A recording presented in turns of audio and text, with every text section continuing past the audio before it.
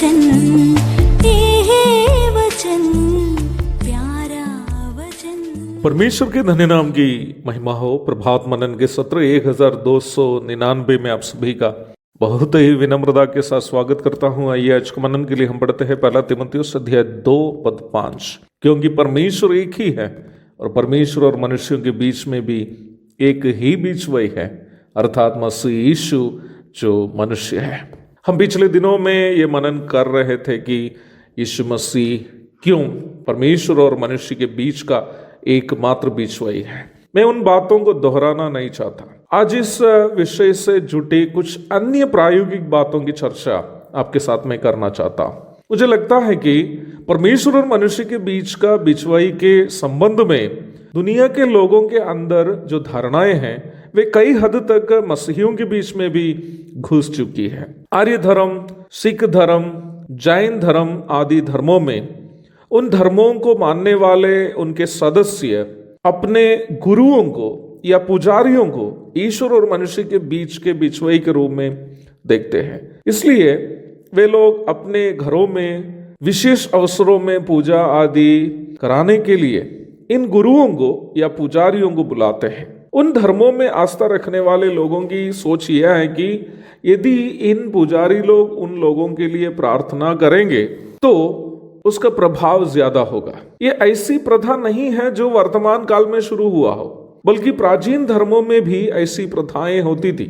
यहूदी धर्म में भी लेवी गोत्र के पुरोहितों को छोड़कर अन्य गोत्र के लोगों को मंदिर के अंदर घुसकर बलि या दुआ करने की अनुमति नहीं थी। वर्तमान में कई तथाकथित कलीसियाएं भी, विशेषकर कैथोलिक, ऑर्थोडॉक्स और उनके शाखाएं और उपशाखाएं पुरोहितों को नियुक्त करते हैं, जिन्हें कलीसिया के सदस्य फादर कह के संबोधित करते हैं। जबकि प्रभु यीशु मसीह ने इस बात को सख्त मना किया है कि विश्वासियों के आपसी संबंध के सिलसिले में एक दूसरे को कभी भी पिता अथवा फादर करके संबोधित नहीं करें, क्योंकि हमारा आत्मिक पिता एक ही है जो स्वर्ग में है। मत्ती 23:9। क्योंकि आत्मिक परिवेश में जितने भी हम विश्वासी हैं एक दूसरे के भाई या बहन हैं। मत्ती 23:8।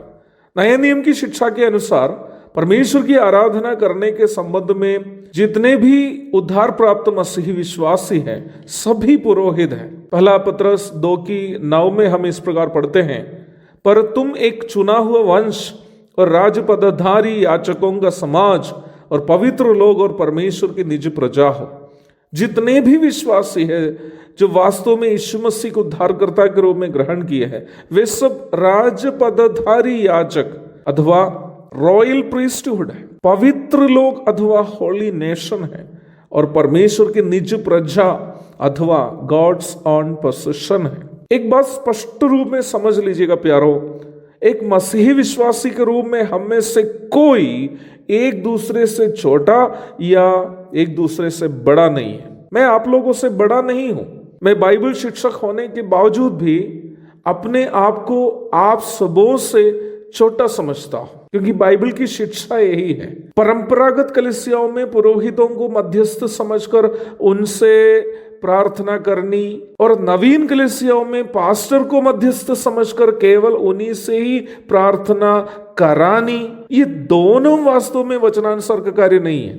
हम एक दूसरों के लिए प्रार्थना अवश्य कर सकते हैं। जैसे मैं आपके लिए प्रार्थना करता हूं वैसे आप मेरे लिए भी प्रार्थना कर सकते हैं, परंतु किसी एक व्यक्ति को परमेश्वर और हमारे बीच में बिचवई के रूप में समझना पूर्णतः गलत है। बिचवई बनने लायक एक ही व्यक्ति है, वो केवल और केवल यीशु मसीह है। वही परम पवित्र है, वही परमेश्वर के साथ और मनुष्य के साथ तुल्य हिस्से में संबंध रखता है, वही हमारे पापों के लिए प्रायश्चित बलि हुई। उस यीशु मसीह को छोड़कर दूसरा कोई व्यक्ति परमेश्वर और मनुष्य के बीच में मध्यस्थ नहीं बन सकता। यदि हम सबों के बीच किसी प्रकार का अंदर है तो वो अंदर केवल आत्मिक वरदानों को ही अंदर है। आत्मिक वरदानों का अंदर छोड़ करके कोई भी विश्वासी के बीच में किसी प्रकार का अंदर नहीं है। पदवी में कोई एक दूसरे से बड़ा या छोटा नहीं है। परमेश्वर हमारा पिता है और हम सब एक दूसरे के भाई या बहन है। मेरा कहना यह भी नहीं है कि हम अपनी कलीसियाओं के अगुवाओं का सम्मान नहीं करना है। प्रभु की सेवा करने वाले एक व्यक्ति के रूप में हमें उनका अवश्य सम्मान करना चाहिए, परंतु आप उनको कभी भी ये नहीं समझे कि वो आपके और परमेश्वर के बीच का एकमात्र बीचवई है। बीचवई केवल और केवल यीशु मसीह ही है और कोई दूसरा नहीं बन सकता। परंतु आपके अगुवे के रूप में वो आपके लिए प्रार्थना अवश्य कर सकते हैं, और वैसे ही वो आपके अगुवे होने के कारण आप उनके लिए भी प्रार्थना अवश्य कर सकते हैं। परंतु याद रखना, बीचवई एक ही है, वो यीशु मसीह है। एक और शुभ दिन की धन्य कामनाओं के साथ आज का मनन का मैं यहाँ पूर्ण विराम करता हूँ। प्रभु आप सबको आशीष दे। आमीन।